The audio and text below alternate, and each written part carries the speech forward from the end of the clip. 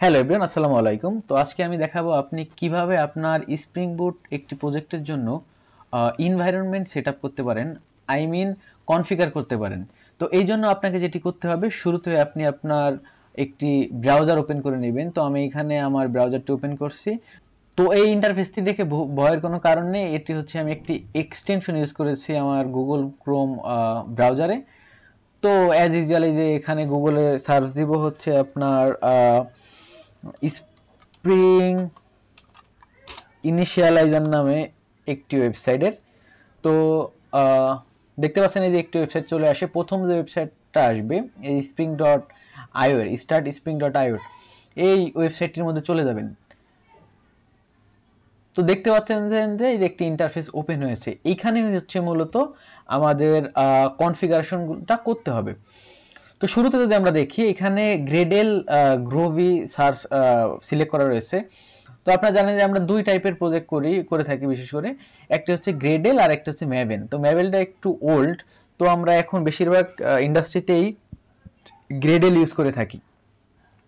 তো এখানে আমরা গ্রেডেল ইউজ করব। তো এই গ্রেডেলের পাশে যে গ্রোভি লেখা দেখতেছেন, এখানে দেখতেছেন যে কটলিন।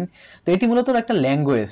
তো আমরা গ্রোভি এই জিনিসটাই সিলেক্ট করব। সরি। তো এখানে আপনি যদি চান যে কটলিন ইউজ করবেন বা গ্রোভি ইউজ করবেন অথবা জাভা ইউজ করবেন, সেটি আপনার খুশি। তো আমি যেহেতু জাভার জন্য করব, জাভা ল্যাঙ্গুয়েজ ইউজ করব, সেই জন্য আমি এখানে জাভা সিলেক্ট করব। দেন স্প্রিং বুট, এইগুলো হচ্ছে ভার্সন, যে আপনি কোন ভার্সনে স্প্রিং বুট মূলত ইউজ করবেন। তো আপনি যে কোনো একটা ভার্সন এখান থেকে সিলেক্ট করে নিতে পারেন, স্টেবল ভার্সন আর কি। স্টেবল ভার্সন বলতে কি, এই যে দেখতেছেন যে 3.4.10 এবং 3.5.6, এই দুটি ভার্সন এখানে রয়েছে। আর এই সাইডে যে স্ন্যাপশট নামে কিছু দেখতে পাচ্ছেন, এখানে স্ন্যাপশট এগুলো হচ্ছে মূলত টেস্টিং পারপাসে। তো এইগুলো হচ্ছে স্টেবল টেস্টেড করা ভার্সন। তো সেই জন্য এইখান থেকে যে কোনো আপনি একটি ভার্সন সিলেক্ট করে নেবেন। তো এখানে যেহেতু 3.5.6 সিলেক্ট করা রয়েছে, আমি সেটি সিলেক্ট করলাম। তো এখানে দেখতেছেন যে গ্রুপ আইডি জিনিসটা আসলে কি। গ্রুপ আইডি হলো আপনার প্রজেক্টকে স্পেসিফিক করার জন্য একটা নাম আর কি। তো নামটা যে কোনো কিছু আপনি দিতে পারেন।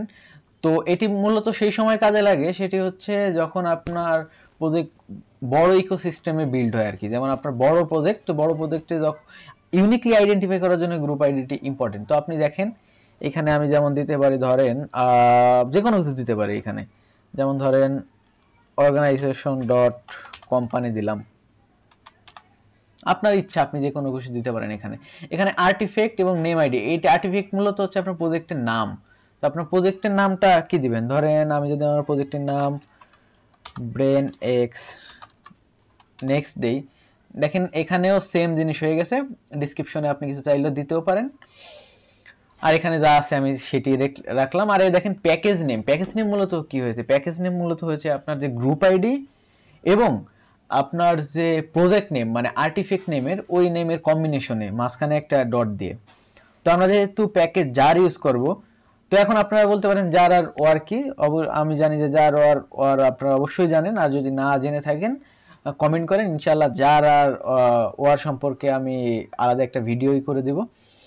তো নিচে হচ্ছে জাবা, আসলে আমরা যে জেডিকে ইউজ করতেছি, কারণ আপনারা জানেন যে জাবা ইউজ করতে হলে জেডিকে লাগে, জাবা ডেভেলপমেন্ট কিট। তো এইটা হচ্ছে জাবার ভার্সন, মানে জেডিকের ভার্সন। তো জেডিকের ভার্সন গত মাসে লঞ্চ হয়েছে হচ্ছে আপনার 25। তো আমরা আপাতত 25 ইউজ করব না, আমরা 17 ইউজ করব আর কি। তো আপনি আপনার ইচ্ছা মতো যে কোনো একটি, তারপরে যে কাজটি করতে হবে, এখানে জেনারেটে ক্লিক করতে হবে। দেখুন এই যে একটি ফাইল, এই ফাইলটা এখানে ইনস্টল হলো। তো আমার যেহেতু সেম ফাইলটাই আগে একবার ইনস্টল দেওয়া ছিল, এই যে 12 মিনিট আগে আমি দিয়েছিলাম, আপনাদের বোঝানোর আগে একবার ঠিকঠাকভাবে রিসার্চ করে দেখলাম যে কীভাবে কাজ করে। তো এই যে দেখেন ব্রেনেক্স নেক্সট ওয়ান, এই ফাইলটি হচ্ছে আপনার লোকাল যে কম্পিউটার সেখানে ডাউনলোড হয়েছে। এখান থেকে হচ্ছে আপনি জাস্ট এটি দেখেন জিপ একটি ফাইল ইনস্টল হয়েছে, এই যে জিপ ফাইল, এটি জাস্ট এখান থেকে আপনি আনজিপ করে নেবেন।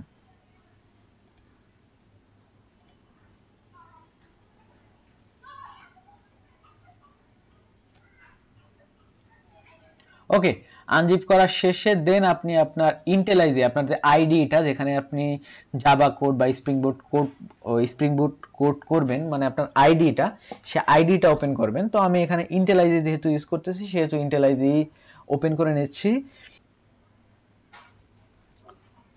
দেন এখান থেকে আপনি ফাইলে গিয়ে ওপেন করবেন হচ্ছে আপনার ওই ফোল্ডারটি যেখানে রয়েছে, দেখেন এই যে আমার এই ফোল্ডারের মধ্যে গিয়ে ডাউনলোডের মধ্যে দেখেন এই যে ব্রেনএক্স নেক্সট ওয়ান, এই যে পেয়ে গেছি সফটওয়্যারটি। জাস্ট এখান থেকে ওপেন করে নেবেন। এই উইন্ডোতেই আমি ওপেন করব।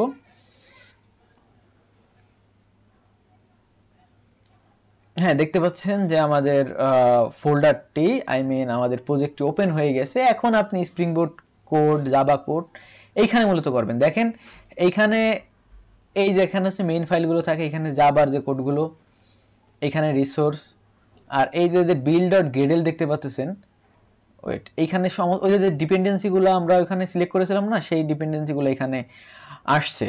আর একটি কথা মাথায় রাখবেন, যখন আপনি মেভেন ইউজ করবেন এখানে বিল্ড ডট গ্রেডেলের পরিবর্তে থাকবে পম ডট এক্সএমএল।